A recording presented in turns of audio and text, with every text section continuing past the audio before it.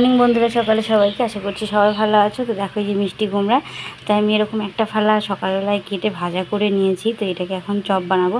তো খুব সহজ পদ্ধতিতে এই মিষ্টি কুমড়ার চপটা হয়। সঙ্গে থাকো আর পুরো ভিডিওটা দেখতে থাকো। আগে প্রথমে কেটে নিই।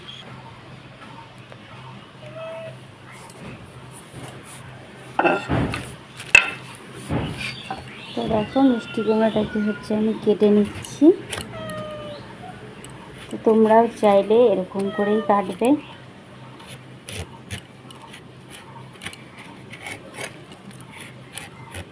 আগে প্রথমে ছুলে খোসাটাকে ফেলে দিচ্ছি।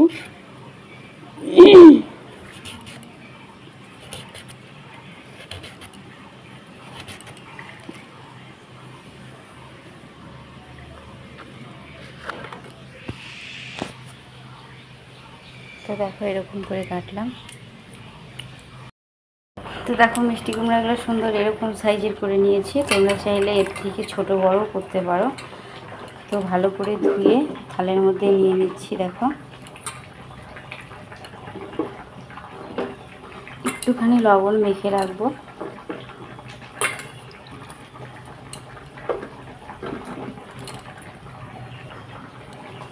তো দেখো সামান্য একটু লবণ মেখে রাখছি।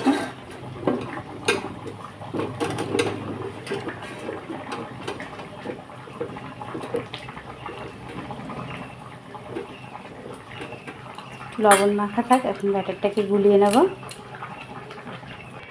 তো দেখো নিয়ে নিচ্ছি হালকা চালের গুঁড়ো। বেসন না থাকলে বা কর্নফ্লাওয়ার না থাকলে কোনো চিন্তা নেই। আর নিয়ে নিচ্ছি সামান্য পরিমাণে আটা। এই দিয়ে এখন তোমাদের কি বলবো, চপটাকে শেয়ার করছি। তো দেখো তো হালকা পরিমাণ একটু লবণ দিয়ে দিচ্ছি।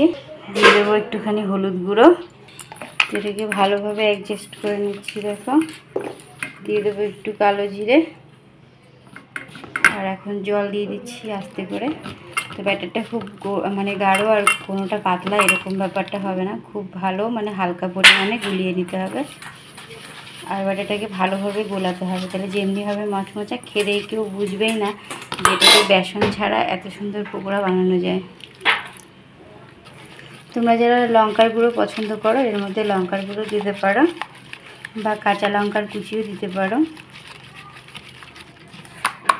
তো দেখো এই ব্যাটারটা যত ভালোভাবে ফেটানো যাবে তত টেস্টি হবে। আর এইরকম সুন্দর করেই ফেটাতে হবে। দেখো কি সুন্দর হয়েছে দেখতে। তো বুঝতেই পারছো কেমন গোলানোটা বানাতে হবে আর কি। তো এই যে এইরকম হবে দেখতে। তো দেখো গ্যাসে কথা বলতে বলতে গ্যাসটা জ্বালিয়ে কড়াইটা বসিয়ে দিলাম।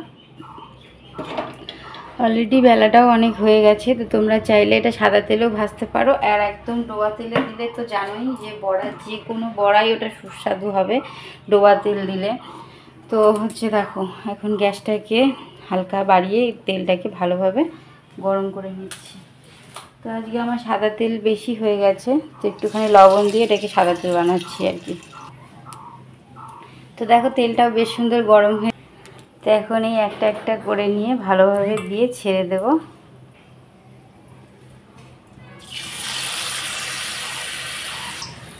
তো দেখো তিনটা ছেড়ে দিলাম আমি। আর ওপর দিয়ে তেলটা দিচ্ছি বলে কি সুন্দর ফুলে উঠছে আর কি। তো খেতে কিন্তু বেশ লাগবে বন্ধুরা, আশা করি তোমাদেরও ভালো লাগবে। বাড়িতে অনেক সময় ডাল হলে না দেখা গেল হয়তো পাঁপড় টাপড় থাকলো না, বা কেউ এলো একটু ভাজা করে দেওয়ার ব্যাপার। তো এরকম করে চটজলদি বানিয়ে নেবে, বেশ কিন্তু খেতে দারুণ লাগবে। আর অতিথি এলেও দারুণ বলবে, আশা করি কেউ খারাপ বলবে না আর কি।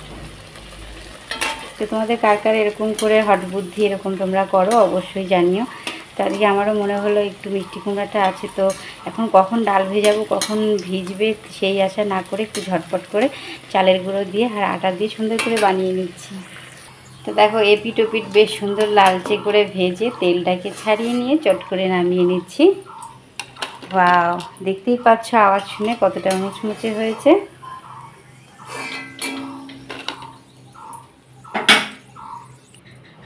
তো বাদ বাকি এগুলো না আমি সেম পদ্ধতিতে অমন করে ছেড়ে দেব।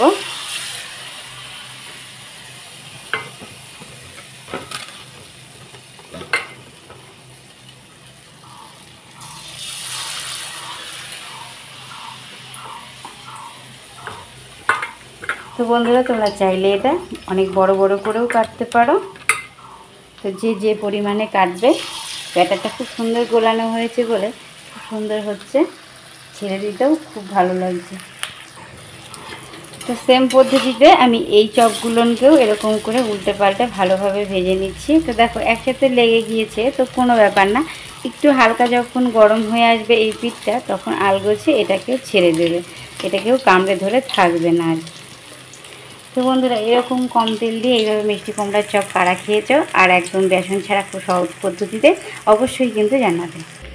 তো এই কম তেল দিয়ে দেখো কি সুন্দর চপ হয়েছে। তো আমি কিন্তু মিষ্টি কুমড়ার এই চপটাকেও তুলে নিলাম, এখন সবগুলো নিয়ে এমনভাবে তুলে নেব। তো বন্ধুরা তোমরা আওয়াজ শুনেই বুঝতে পারবে কতটা মুচমুচে হয়েছে, আর খেতেও দারুণ হবে। তো আশা করি ভিডিওটা কেউ স্কিপ করবে না, শুরু থেকে শেষ অবধি থাকবে আর দেখবে কি করে কম তেলে মিষ্টি কুমড়া ঘরে বেসন ছাড়াও এত সুন্দর, মানে কি বলবো, চপ বলতে পারো, বড়া বলতে পারো, যে যেটা খুশি এরকম করে ভাজা যায়। অবশ্যই না দেখলে বিশ্বাস হবে না। তো ভিডিওটা ভালো লাগলে লাইক শেয়ার কমেন্ট করে পাশে থাকবে, চ্যানেলটা নতুন হলে সাবস্ক্রাইব করতে ভুলবে না। সবাই ভালো থাকো, সুস্থ থাকো। প্রিয়াঙ্কা সুইট কিচেন থেকে, প্রিয়াঙ্কা তরফ থেকে রইল অনেক অনেক ভালোবাসা।